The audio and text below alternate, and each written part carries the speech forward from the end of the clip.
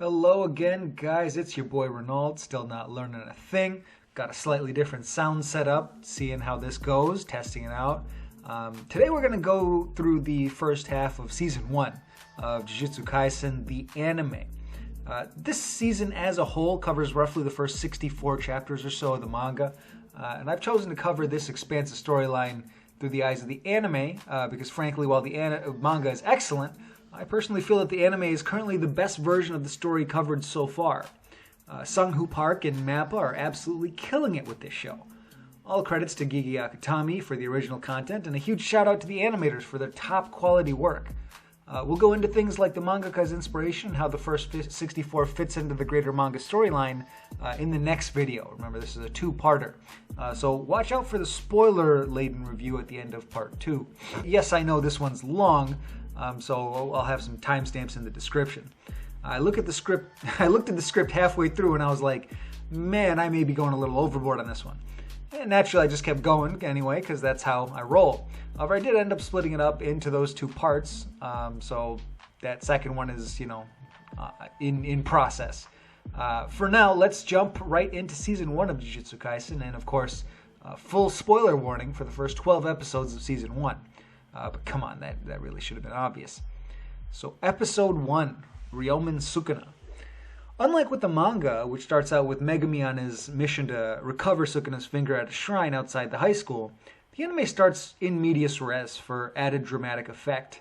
I'd say this is the first improvement to story structure here, and it works pretty well to reel in viewers.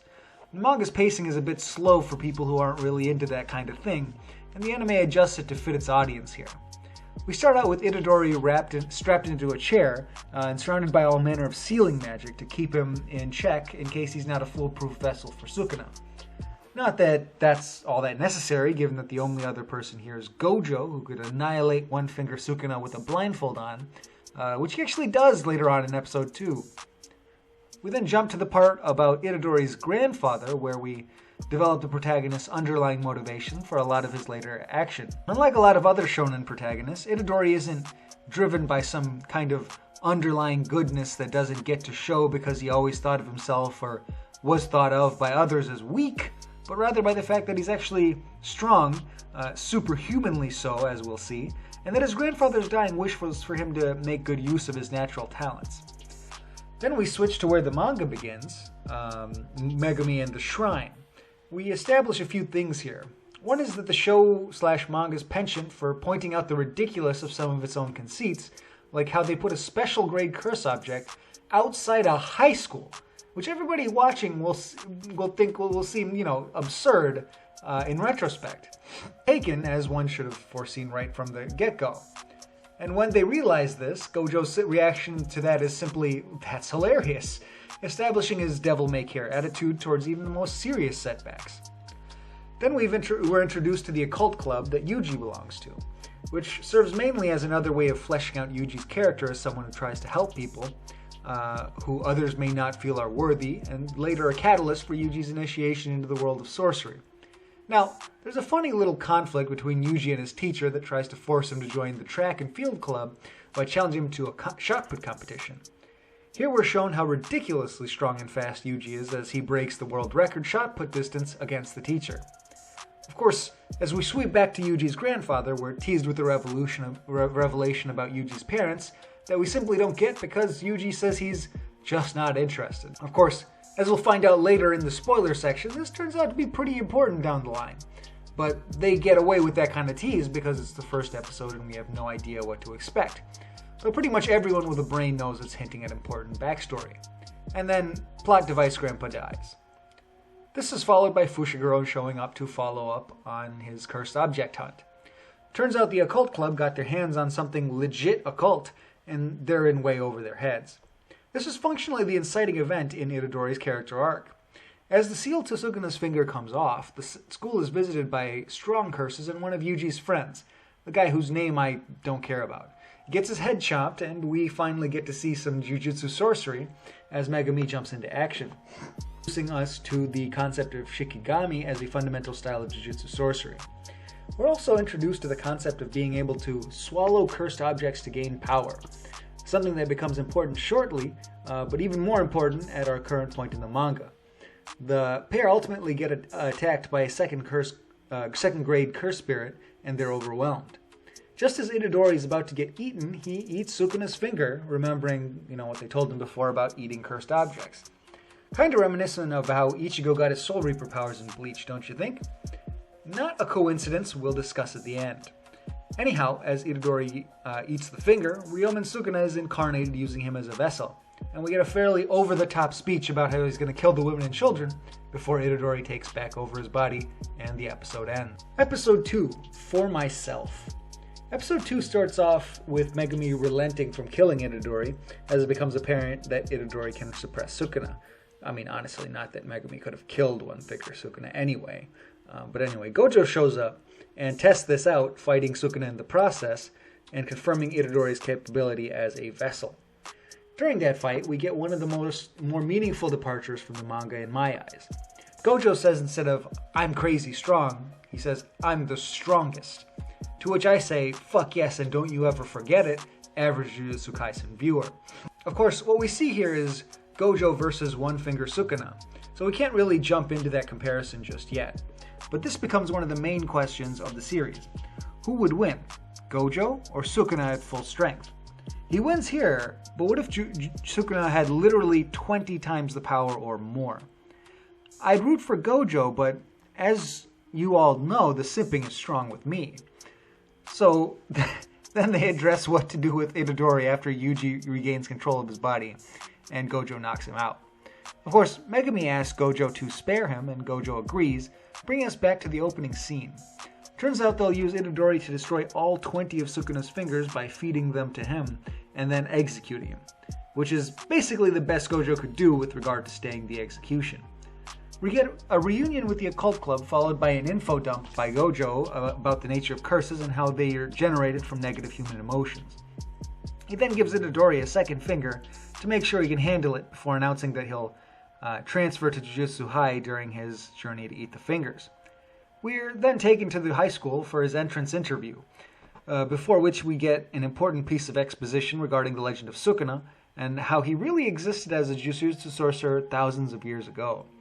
The matter of Gojo versus Sukuna is stated explicitly, and Gojo being Gojo assures Itadori that if it came down to it, he'd win. The interview with Principal Masamichi turns out to be an interrogation of his reasons for becoming a sorcerer, while fighting a doll for some reason. To which Itadori passes by answering that he'd regret it if he didn't try to get rid of Sukuna, revealing an intrinsic motivation instead of an extrinsic motivation, like, for instance, his grandfather telling him to do something. And so it is that Yuji moves into Jujutsu High. Gojo explains how he'll be used as a radar for the remaining fingers, and at the very end we're introduced to the last of Jujutsu Kaisen's iconic trio, Nobara Kugisaki. Episode 3, Girl of Steel. Episode 3 starts off pretty much right where 2 ends, with Nobara arriving in Tokyo. We get a hint that there's a backstory to this character, with her referencing a Saori, but for the most part, the start of this episode ushers in the comedy we'll be seeing throughout the rest of the season, that arises from the interplay between our trio. Nobara asks a recruiter if she'd qualify as a model, and Yuji walks around with the funny assortment of souvenirs. Megumi is going to be the straight man here, while Gojo, Yuji, and Nobara are going to be up to some antics. Fun thing about Nobara is that she'll be able to switch from goofy to straight man depending on the situation. That's displayed a little bit more in the second half of the season. Hilariously, her first impression of Megumi is that he's arrogant and that Yuji looks like a potato and used to eat boogers as a kid. She's horribly judgy for some reason, but she does become more endearing as time goes on. Then Gojo pulls the old bait and switch on them, telling them they'll be taking a tour of Tokyo, but instead takes them to a rundown house to start exercising curses. As Megumi is still recovering from having his ass handed to him recently, Yuji and Nobara head in, and the cursor sizing begins shortly after. The pair predictably split up moments after entering the building. Apparently, the point of this little exercise is to see if Nobara can handle the higher power curses in the city, as the higher population concentrates more negative emotion and generates stronger curses. She meets, apparently for the first time, a curse with intelligence who takes a boy hostage. Long story short, it all works out fine and Nobara is a badass. In the process, we're introduced to her basic hammer and nail mechanic and her resonance technique. Then we get Nobara's backstory, which largely focuses on the aforementioned Saori character, a childhood friend who is super nice and all, but was mistreated by the community for apparently being stuck up, or at least that's what they thought. Somehow this vaguely sad backstory leads into her true motivation for joining Jujutsu High. Moving to Tokyo without having to worry about money. If that's not textbook Jujutsu Kaisen character development, I don't know what is. We end the episode with the introduction of the Cursed Womb that becomes the center of the next mini-arc for the story, and the idea that a first year will die in the course of dealing with it. Episode 4. Cursed Womb Must Die. The end of the last episode is rather artfully done, as it introduces a constant tension and sense of high stakes that is taken advantage of from the start of episode 4, just not in the way that you might imagine. We actually start with a bit of an exposition drop. We're introduced to the idea of windows, who can see curses but aren't sorcerers, and we finally get an explanation for how curse grades work, albeit in a rather strange way. Puts it in terms of if conventional weapons could work on curse spirits, which they don't. He's just giving a sense of scale to their powers, although, of course, if this being a shonen anime, this is all very subject to artistic license in the moment. We're told that normally a special grade sorcerer would deal with a special grade curse, but this is an urgent situation that somehow warrants sending high school first years to deal with something that was just described as being powerful enough to withstand potentially a cluster of carpet bombs. Of course, they're told to run instead of fight, and that they are there to help survivors out only, but it all seems a little ridiculous. Which it is, as we'll find out before too long. We're going to mention only in passing the part where Yuji tries to help a prisoner's mom find closure about her son's passing by telling her he's dead. It's important as it plays into his basic motivation of wanting to help people have good deaths, but it doesn't feel necessary to reiterate it in this context.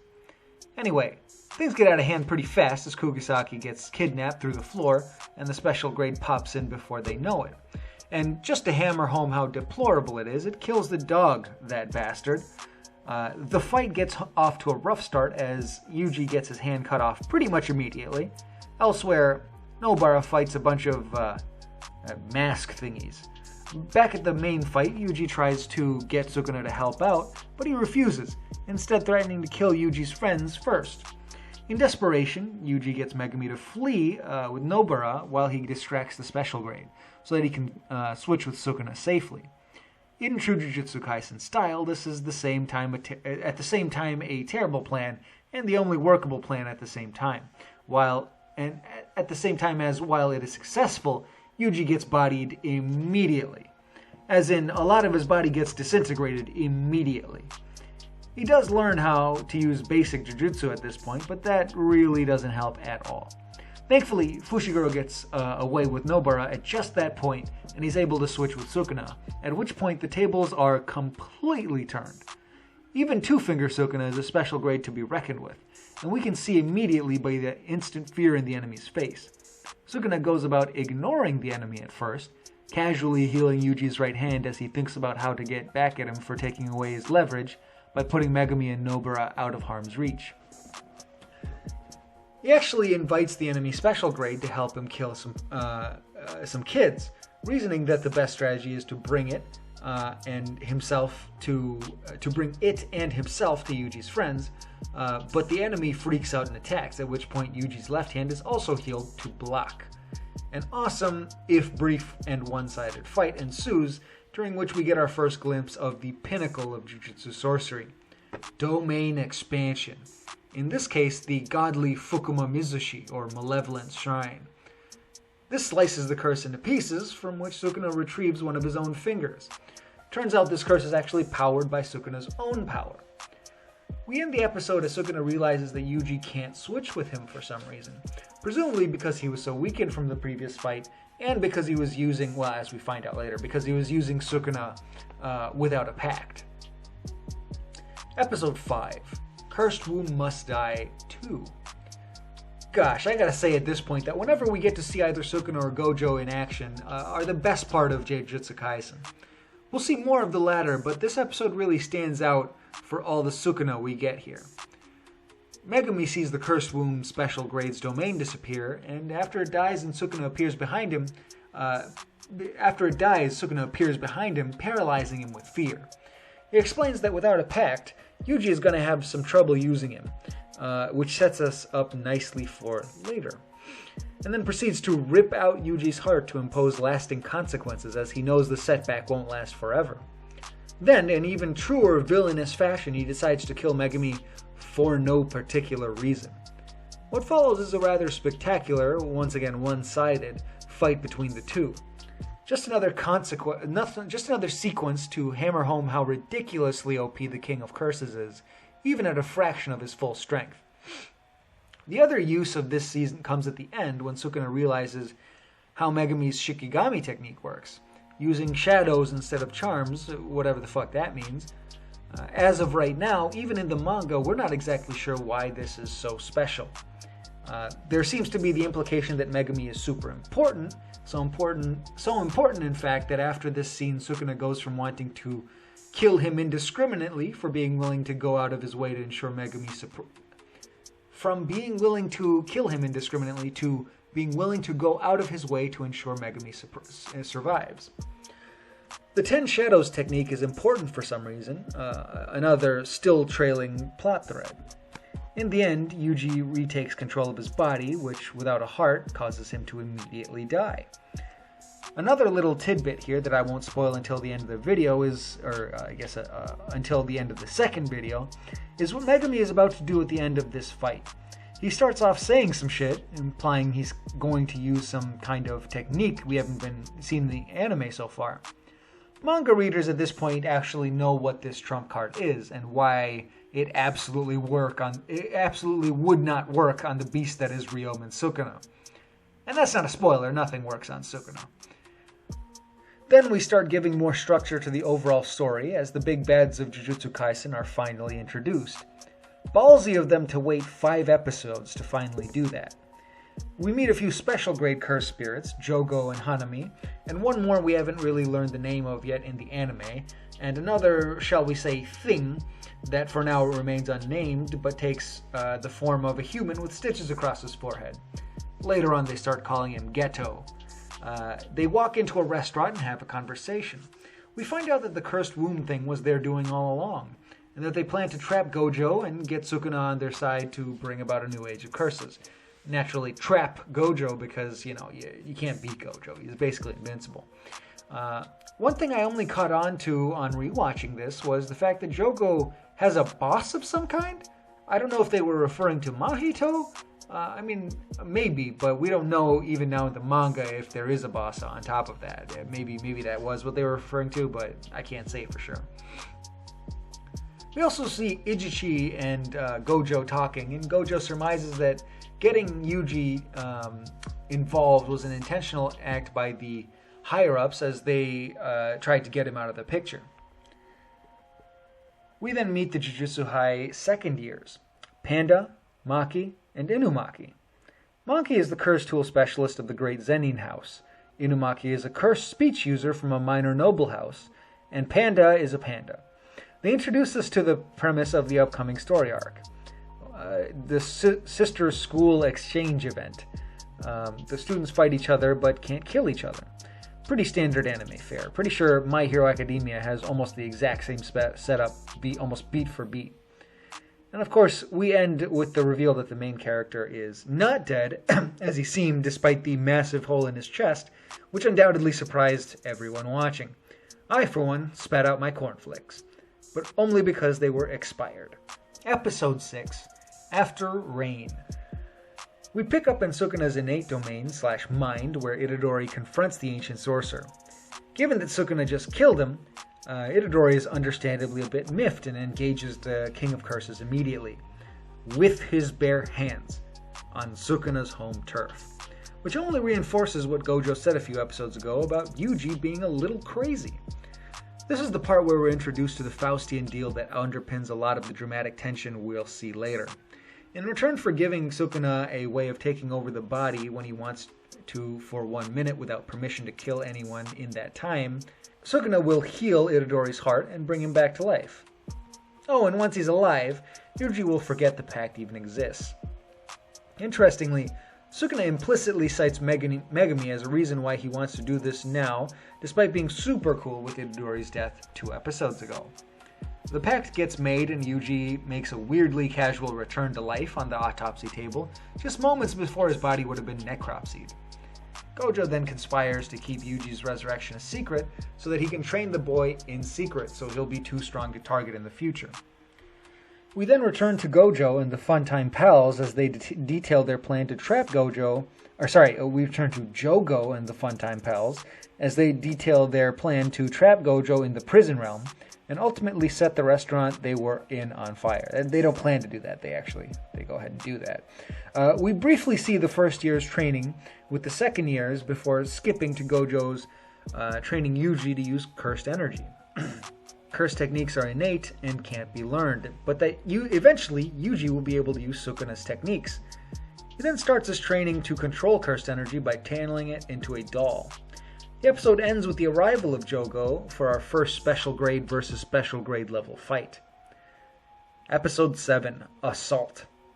We pick up right where we left off. Jogo smashes into the ground after Gojo sent Iijichi away, having sensed the arrival of a significant amount of cursed energy. Now, let's just say that this episode is really just the Gojo versus Jogo fight. It's a straight-up massacre where we get two things primarily: an explanation of domain expansion and a demonstration of how unreasonably powerful Gojo is. Gojo lets Jogo try out a few moves to show how ineffectual they are, culminating with the release of his domain expansion, Iron Mountain Coffin. That is Jogo's domain expansion. At some point, Gojo decides this is the teaching moment and gets Itadori, who here is again the stand-in for the audience, so that he can show off and teach at the same time. Basic points. Gojo has Infinity, which slows down everything that approaches him. Red is a reverse curse technique that repels everything it touches. Apparently he can also teleport somehow, but he neglects to explain how. Domain expansion spreads out a domain, a space, that's imbued with a curse technique with a guaranteed hit, and gives you buffs while you're in it. To deal with one, you can counter with your own curse technique, try to escape the domain, which is pretty hard, or spread out a more sophisticated domain of your own. Which, of course, is what Gojo does, revealing to us his eyes for the first time as he spreads out his domain, immeasurable or infinite void. I remember seeing this for the first time and thinking, so that's what Kakashi looks like. And also, if they keep running the budget like this, that last half of the season is going to be stick figures. Thankfully that didn't happen, but I swear they were pushing it.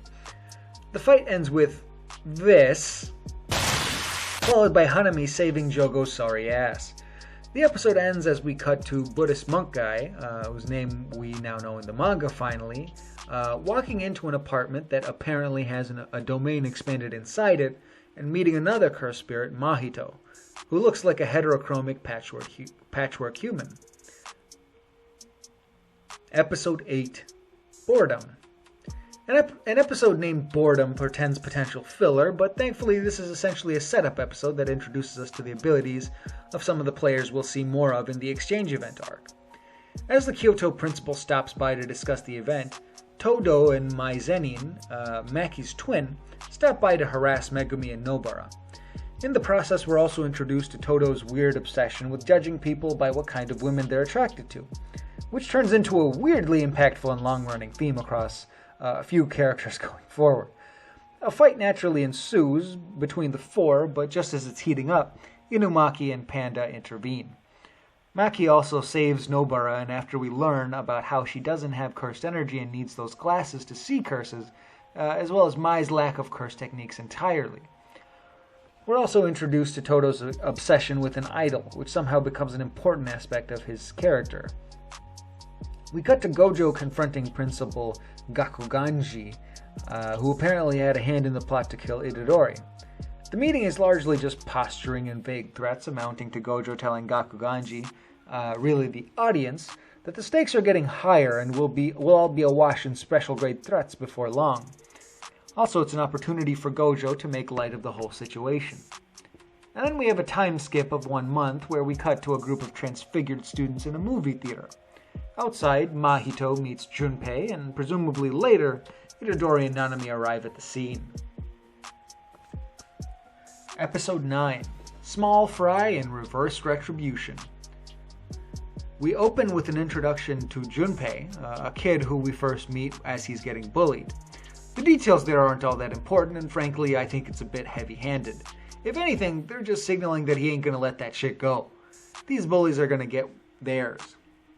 We then see Junpei going to see the anime stand-in for Human Centipede, which immediately makes him less creepy and more sympathetic? I don't know. Turns out the bullies from earlier are there too, and they're being pretty noisy during the film.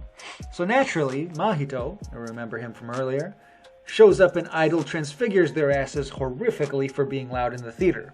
The show is asking, is this an appropriate punishment for being loud during a movie? Does the punishment fit the crime? Obviously yes. I don't feel that's controversial to say. Anyway, we go back to Junpei meeting Mahito, which turns out was because monkey see monkey do, and horrible murder just seems like a reasonable thing to ask a random, clearly supernatural murderer to teach you to do to this kid. You know, just normal everyday high school stuff. I remember when I was in high school, Dahmer taught me how to cannibalize children the right way, and I turned out just fine. So clearly this is meant to be a sympathetic character. Then we skip to Yuji and Nanami, and we get an explanation of residuals, the energy left behind from curse techniques. At this point, we get one of the most awesome lines ever from Nanami in response to Yuji saying, "Let's go all out." No, where moderate effort will suffice, use moderate effort. God, that just resonates with the soul, doesn't it? If I was a sorcerer, I think I'd be Nanami. In fact, I think our next video is going to be on Kento Nanami. I've decided it as I was writing the script. Can't wait. We also get a brief intro to Nanami during a flashback with Gojo here. He used to work a muggle job and is now a first-grade sorcerer. He hates work and he hates Jujutsu sorcery, just Jujutsu sorcery less than work, further cementing how relatable this man is. Naturally, the pair get attacked immediately as soon as they get on Mahito's trail. This gives us the chance to see Nanami's powers and introduces us to the concept of transfigured humans being separate from cursed spirits.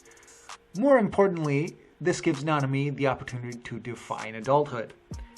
Finding more fallen out hairs on your pillow, watching your favorite stuffed bread disappear from the convenience store.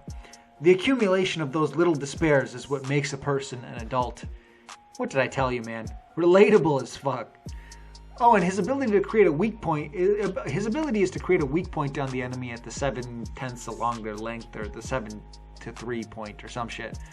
Basically, he just does critical hits. He then goes on to explain that revealing one's hand is a pact that makes your technique more powerful. Now, this is a really clever element. Normally, people do this all the time in anime, and when you think about it, it really doesn't make sense that these people are going around explaining themselves out loud all the time during a fight. However, in Jujutsu Kaisen, this is explained, and it's purposefully woven in. There's actually an incentive to do what would otherwise be ridiculous. Very cool. Part of what I really like about JJK is this explicit attempt to try and make everything make sense in the world, instead of relying on the implicit explanation that this is anime, and certain things are a certain way in shonen. We're then introduced to Yuji's first real technique, Divergent Fist, where he slams cursed energy into a strike just a moment after his physical impact, thereby creating 2 impacts. Basically, utilizing his weakness without actually getting rid of it, which, of course, he'll have to address later. Then we get a scene between Mahito and Junpei, where Junpei is essentially getting the same initiation Yuji got earlier about the general nature of curses, but Mahito goes a step or 2 further. The implication here is that Jogo, Hanami, and the squid-like curse that anime viewers don't know the name of yet are manifestations of people's fear of the oceans, forests, and earth. And it turns out Mahito represents human fear of other humans, making him what he calls a human curse. Later, Nanami sends Yuji on a mission to determine how Junpei is related to the murders, if at all, while secretly knowing exactly where Mahito is and planning to go alone to spring what is obviously a trap. Episode 10, Idol Transfiguration. Episode 10 starts with yet another scene where Junpei is bullied, and it's meant to build some kind of understanding or sympathy for someone who takes to murder like a fish to water as a teenager. Yawn. Did I really write yawn in the script? And that last part about writing yawn? I'm trying way too hard here. Like and subscribe if you don't mind. Anyway, we flash forward to Mahito casually showing Junpei some people he killed, which doesn't bother our young lost boy one bit, but he does mention that it might bother him if it was his mom. Can you say epic foreshadowing? Because I can't. My tongue keeps twisting and I keep saying epic foreskin, which is super embarrassing. Anyway, Mahito gives us one of those primary pseudo-philosophical points of Jujutsu Kaisen. How does the soul relate to the body? He states that emotions are the soul's metabolism, and that because he can see and understand soul, he doesn't see sentience as particularly special. This drives his nihilism. We flash even further forward to Yuji and Ijishi tailing Junpei as he heads home from Cursed Fight Club. Apparently their plan is to have a very low-level curse called a flyhead attack a child to see if he can fight back with cursed energy, and if there's any issues, they'll just apologize after. Yeah, that seems legit. I do not know what could possibly go wrong, and I foresee no issues. Anyway, we jump to Nanami standing over a bunch of people he just killed, asking Mahito to just come out and dance already.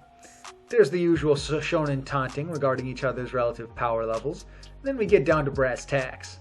Interestingly, Nanami compares Mahito's devil-may-care attitude to Gojo, commenting that the frivolity and strength behind are similar. Not a great omen for the fight to come when the guy you're fighting is like the cursed version of Gojo. When Nanami is able to actually hurt him, Mahito stops the fight to have a philosophical discussion about the nature of the soul, as we see in UFC all the time. In the most relatable response ever, Nanami counters his soul talk drivel with the assertion that he will do everything in his power to get off work by 6 p.m. today. The viewer realizes at this point that his level of not giving a fuck rivals Gojo's. He just expresses it differently. We go back to Junpei as he runs across his teacher, who somehow mistakes his now dead bullies for his friends. Given that earlier we saw this guy watch Junpei get beaten down, this scene confused me a little bit. Perhaps I'm missing something here. Just as Junpei is about to go full Joaquin Phoenix Joker on his ass, Yuji accidentally saves the teacher's life by jumping in to stop their flyhead. Turns out they somehow didn't see the teacher before releasing it. Anyway, Yuji pantses the teacher to get Junpei alone, and they walk off for some casual interrogation. For some reason, though, they thought this was a good time to jump back in with Mahito and Nanami in medias res, where they are going hard, with Mahito trying to see what it takes to transfigure a Jujutsu sorcerer, and Nanami trying not to get transfigured. And at this point, we can kind of see that he's probably not going to win. We're just hoping he doesn't die. There's some close calls as we find out that one touch isn't enough if he subconsciously protects his soul with adequate plot armor. Eventually, we reach 6 p.m., and we see that Nanami was being very serious about hating overtime. Turns out he has a pact that drastically raises his cursed energy once we hit that point. Great cliffhanger right there. I remember the JJK forums after this episode being obsessed with how Nanami is a mood and the zeitgeist of humanity. Good times.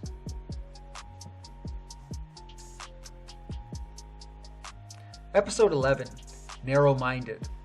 So thankfully we waste no time jumping right back into Nanami vs. Mahito as our boy goes into overtime. Turns out he got new techniques in overtime as well, and we're introduced to the ratio technique Collapse. He imbues a destroyed target with cursed energy in an effort to smother Mahito in one go, which naturally doesn't work, but then he races in to cut off one of the curse's legs before calmly retreating. Turns out he was absolutely not kidding about getting off work at 6 p.m. That wasn't just a euphemism for getting serious at 6 p.m. My man's actually planned on leaving. Picking up again with Yuji and Junpei, turns out Mahito actually told the kid to be nice to sorcerers. I guess the plan was always to get Junpei to be bait for Jujutsu Tech and Yuji, although how he would have known Yuji himself would show up is beyond me. Junpei denies seeing anything on the night of the murders, and the two bond over their mutual appreciation of the Human Earthworm series. Junpei's mom arrives, and the accelerated anime bonding mode is activated as he invites Yuji over for dinner. We go back to Mahito to discover that he survived Nanami's avalanche of cursed cement as Getu arrives at the aftermath of their battle. I believe this is the first time we hear the man referred to as Geto. Turns out the battle has established that Mahito won't die even when pulverized as long as he maintains the shape of his soul. Seems a little OP, but whatever. He also realizes that he can manipulate his own form as much as he wants without repercussions, portending a really good fight next time he throws down. We then discover that Nanami also survived, but is also fairly wounded. He calls Ijichi, who was worried he'll cry if Nanami yells at him. We skip back to family dinner, where we see that Junpei's mom has gotten pretty hammered, and we find out that she's a pretty fun drunk, which Junpei is not a fan of. Afterward, Yuji's respect for human life makes Junpei reevaluate some of what Mahito told him. Later, Junpei's mom wakes up to find a finger of Sukuna in front of her, and a cursed spirit sneaks up behind her. She gets off-screened, and her body is discovered in a flash-forward referring to an incident at a high school, just like with the prison incident where Yuji died. Now, obviously, Mahito put the finger there, so of course he's going to direct Junpei like an arrow to go out and kill a bunch of people, so you can see where this is headed. Jumping forward to the high school, we see Mahito with Getu as he erects a veil over the school. This is the part where Junpei goes carry on his whole high school. He basically abandons all pretense of avenging his mom really quickly at this point, and Yuji, like the square that he is, shows up just as he was getting to the good part to spoil all the fun. And so, quick note before we move on, I'm calling him, it's Geto, but, I'm saying Getu. If you've read the mangas, you know why. You know why. Anyway, episode 12, To You Someday. We open back up with Yuji explaining that he wants to go after Junpei and the veil, and Nanami understandably telling him no. We see that he's back at the sewer, that Nanami's back at the sewer where he fought Mahito, and that there's a trap consisting of a horde of transfigured humans waiting for them. Thankfully, Grade 2 Sorcerer Ino is there, and Nanami casually assigns him the task of dealing with the problem in exchange for a recommendation for Grade 1. He goes after Yuji, knowing that there's no way he'll stay away from Junpei as asked. Flashing forward, we go to Yuji versus Junpei. We see that Junpei is now a full-on curse user using poisonous glowing jellyfish, and Yuji is still using his cursed martial arts, if you even want to call it that. Junpei's Shikigami is called Moondregs, and it lets him block Yuji's attacks. Naturally, the in-fight conversation turns back to philosophy as his mother's death has put Junpei on Mahito's side fully now, and he's feeling pretty bloodthirsty at this point. Like, really bloodthirsty. Turns out Junpei's poison doesn't work on Yuji because, duh, Sukuna is the king of curses and poisons. This really isn't much of a fight, as Yuji quickly gives Junpei the come to Jesus speech. You gotta appreciate the level of trolling at work when Yuji invites him to Jujutsu Tech. We all thought this was going a certain way right up until it wasn't. Usually talk no jutsu works better than this. Mahito arrives, and things go wrong pretty much immediately. Somehow it took until just now for Junpei to put the casual murders together and conclude that Mahito might not be such a great guy, which gets acknowledged immediately as Mahito tells him he's got a good head on his shoulders, which we just found out he most certainly does not. This kid's an idiot. Junpei gets transfigured into a thing, and Mahito sicks him on Yuji, which pretty much gets the desired response. Yuji calls on Sukuna immediately and attempts exactly what Mahito wants. He basically offers Sukuna whatever he wants in return for healing Junpei, which is really irresponsible. All these kids are kind of dumb when you think about it. Heal one kid and you can have the opportunity to kill thousands? Bruh. What deal is that? And what really hits hard about this moment is that Sukuna straight up refuses. And then Mahito and Sukuna have a little curse bonding moment where they laugh at him maniacally together. It's adorable. Anywho, Yuji flips out and starts swinging. Mahito doesn't mind catching some hands at first, but it turns out Yuji can attack the soul, making him far more dangerous than the average sorcerer. What ensues is the real fight of the episode, Mahito versus Itadori. Unfortunately, it turns out Mahito is one heavy badass now that he's transfigured himself at will. His downfall in this fight comes from messing with the opponent he truly can't beat, Sukuna. He attempts idle transfiguration on Yuji, and because he has to touch Sukuna's soul in the process, gets a warning from the king. Somehow, Yuji gets repeatedly impaled early on and is truly unaffected. Can't defy every shonen convention all the time, I guess. Is truly the best medicine. Just as Yuji is about to get his skull smashed in, Nanami finally arrives. The episode ends as Nanami concocts a plan that pretty much amounts to, let's hit him, but like reals hard. Into the spoiler-free review, so I'm just gonna come right out and say it. Jujutsu Kaisen is probably my favorite shonen anime since Bleach and Hellsing Ultimate. Take that with a grain of salt and consider who it's coming from. I'm someone who liked Bleach all the way until the Fullbringer arc as an anime, and actually read the manga all the way through. It has all the same confident swagger in its main characters that serves to hype up a lot of the battles. The power system seemed a little wonky at first, and I wasn't too thrilled about calling both enemies and powers curses and curse-related whatnots, but I warmed up to it as the system was dynamic and discreet enough to make sense, as well as allow for that trademark shonen power creep. The introductory 12 episodes, half the first season, does a great job of adapting the manga. They largely go shot for shot and expand primarily for the purposes of accentuating the action, which is pretty optimal. MAPPA so far has stuck to that formula, and if they continue to do so, I predict that Jake JK will end up being one of Shonen Jump's biggest hits yet, at least on par with Bleach. MyAnimeList.com's 2020 popularity rankings put it at the top spot, so that's one thing. But most lists don't yet put it in the top Shonen Jump anime just yet. Now, that's not surprising given that it remains in its first season, and that it recently finished its first season. Honestly though, knowing the sheer madness that's to come, I'm fairly confident we'll get there before Season 4. But let's stick to the first 12 episodes for a moment. I'm a fan of the Bleach-like setup. The oldies can be goodies. Akutami has said in interviews that he loved Bleach and took a lot of inspiration from Kubo, which so far I think he's done pretty tastefully. The setup here is actually more Bleach-esque than you think, as we'll see in a few seasons, but that's another story. One thing I do take a bit of issue with, though, is the whole Yuji coming back to life thing. If the plan was to let him eat all the fingers and then exorcise Sukuna by simply executing Yuji, isn't that a wash now? If one finger Sukuna could effortlessly resurrect the two of them, why on earth would you think that 20-finger Sukuna would be disposed of in this way? Seems like a plot hole the size of Texas, but I doubt that's really where the story will ultimately go anyhow. I'm a fan of Jogo, Hanami, Mahito, and the as-yet unnamed Squid Curse being in cahoots with Geto, and their whole world domination vibe, despite that angle feeling a little played out to me at this point. At least the whole new age of curses makes sense in the context of the world. I love how Gojo and Sukuna are such world-level threats that they kind of define the setting in certain ways, and that they are front and center from episode 1. The dynamic between Fushiguro, Yuji, and Nobara has yet to be showcased very much in these first 12 episodes, but what little we have gotten has been great so far.